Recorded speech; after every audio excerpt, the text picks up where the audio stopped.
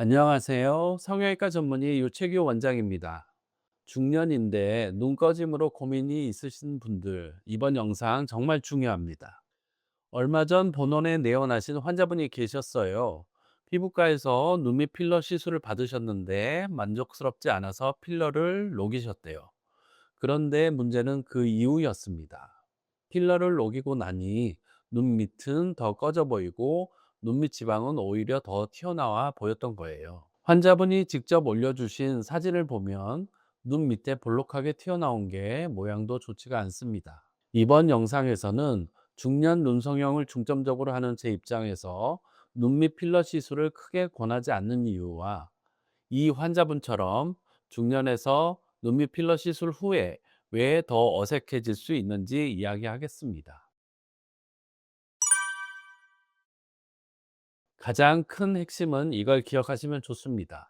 본인은 눈밑이 꺼졌다고 생각을 하지만 중년의 눈밑 노화는 단순히 부피가 다 줄어들어 푹 꺼지기만 하는 것이 아니라는 거예요. 눈 아래쪽에서 지방을 받쳐주던 근육과 경막이 같이 힘이 약해지면서 지방이 밖으로 밀려나와 불룩해지는 현상과 그 아래쪽 경계선이 깊게 패이는 골이 동시에 발생합니다. 그런데 많은 환자분들이 볼록해지고 있다는 건 인지를 잘 못하시고 패인 곳에만 눈길이 가다 보니 지금 눈밑 꺼짐이 있으니까 눈 밑에 필러 시술을 받아야 되겠다 라고 생각을 하십니다. 제가 중년에서 눈밑 필러 시술을 선호하지 않는 이유는요, 오히려 눈밑이 더 불룩해 보일 수 있어서 신중하게 접근을 해야 한다고 생각합니다. 지방이 튀어나와 있는 상태에서 필러가 들어가면 더 더부룩해 보이고 눈밑 피부가 워낙 얇기 때문에 비침 현상도 있기 때문입니다. 그리고 가장 중요한 건 늘어진 지지 구조 자체를 강화해야 하는데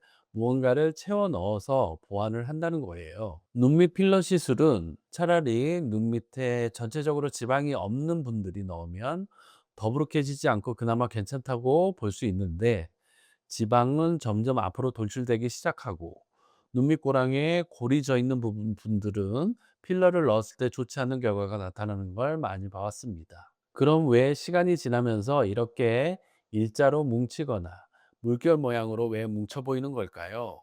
이 눈밑 패인 골이 생기는 자리에는 피부와 뼈를 꽉 잡고 있는 인대가 있습니다. 그런데 시간이 지나면서 중력의 영향으로 필러가 이동하거나 주변 근육의 반복적인 움직임을 계속 받게 됩니다. 이런 여러 요인들의 영향을 받는데 필러는 이 구조를 경계로 쉽게 퍼지지 못하고 경계 주변에 머무르거나 뭉쳐 보일 수 있습니다. 그럼 이 환자분은 어떻게 되셨을까요? 사실 이 환자분은 오래전에 다른 병원에서 하안검 수술을 받으셨다고 합니다. 몇 년이 지나 결국 저에게 재수술을 받으러 오셨어요.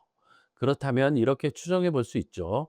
시간이 지나면서 다시 눈밑 꺼짐에 대한 고민이 생기신 것 같고, 그래서 필러 시술을 받으셨는데 만족스럽지 않아 필러를 또 녹였지만 원래 있던 꺼짐이 더 도드라져 보이고 눈밑 지방은 튀어나오는 이런 복합적인 고민이 생기셨다고 합니다. 예전에 타병원에서 항검 수술을 받았을 때는 지방은 어느 정도 다뤄졌더라도 지지 구조의 약화와 노화 변화가 다시 드러난 걸로 생각이 됩니다. 그래서 시간이 지나면서 다시 불룩해지고 꺼지고 필러로 임시 방편을 했다가 결국 더 복잡한 상황이 된 겁니다. 제 수술은 이렇게 진행했습니다.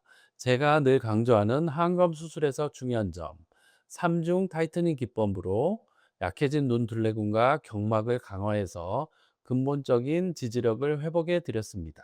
임시 방편이 아니라 돌고 돌아 다시 근본적인 문제를 개선한 거죠. 항검 첫 수술이든 재수술이든 수술의 효과를 오래 지속하기 위해서 가장 중요한 3중 타이트닝 기법이 무엇인지는 오른쪽 위를 클릭하시면 더 쉽고 자세한 영상을 확인하실 수 있습니다.